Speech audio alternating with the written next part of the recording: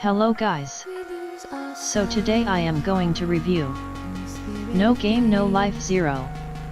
6,000 years before Sora and Shiro were even a blink in the history of Disboard, war consumed the land, tearing apart the heavens, destroying stars, and even threatening to wipe out the human race.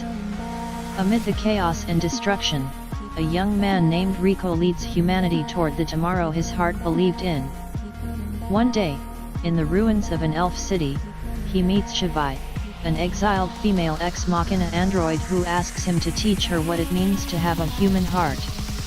No Game No Life Zero isn't like the No Game, No Life you've seen before. It takes all the interesting themes of the original TV series and peels away all the fan service and frivolities, resulting in a tonally different narrative that outdoes the original in almost every respect. Set in the world of Disboard 6,000 years before the main story, No Game, No Life Zero features almost none of the same characters as the TV series. It's also a bleaker story, awash with crimson-red skies, war-torn backdrops, and black rain that burns the flesh of humans. There's none of the thrills and gambits that the original series indulged, and none of the players here are geniuses. Instead, they struggle and fight to survive with their limited resources, betting their lives on the slimmest of possibilities that humanity will live on. No Game, No Life Zero may have a much darker tone than the original TV series, but it does share the same themes about humanity's potential to overcome impossible odds. In fact, the theme is much more overt than in the TV series, which showcased more of Sora and Shiro's abilities than those of humanity as a whole. In the film, the community has much more focus. Humanity is shown to live in underground caves, working together to ensure mutual survival. They are caught in the crossfire of a war between the powerful magical races, and their only option for much of the film's duration is to constantly evacuate whenever the fighting draws near. All in all, it's much easier to admire humanity for surviving despite their frailties when you can observe the hell they have endured. Games are also still a focus in this film, though not in the way you'd expect. The plot is set before games became the primary means to resolve conflicts, so there's no practical purpose in playing them. Yet our protagonist Riku is strongly attached to the idea of games and continues to challenge his opponents to chess games despite losing every time. When I was younger, I used to think that there was no such thing as an unwinnable game, he muses at the beginning of the film. Despite knowing all too well how unfair his world is, he continues to cling to the idea that victory is possible. Games serve primarily as a motif here, which works surprisingly well as a way of characterizing the world of Disboard. The film is a sharper, more concise articulation of the TV anime's main ideas, and the story is much stronger because of it. When Sora and Shiro talk bitterly about the unfairness of their world, the impact is somewhat undercut by the fact that we never actually saw them suffer because of it. Even in the brief time before they're transported to Disboard, we only see their gaming successes. In the film, however, every character is susceptible to failure, which makes their plight much easier to sympathize with. There's also none of the intrusive fan service scenes from the TV series, which went beyond risque and made the main characters look like unrepentant sexual harassers at times. No Game, No Life Zero lacks the potentially off-putting elements of the original series, making it easier to recommend to general audiences.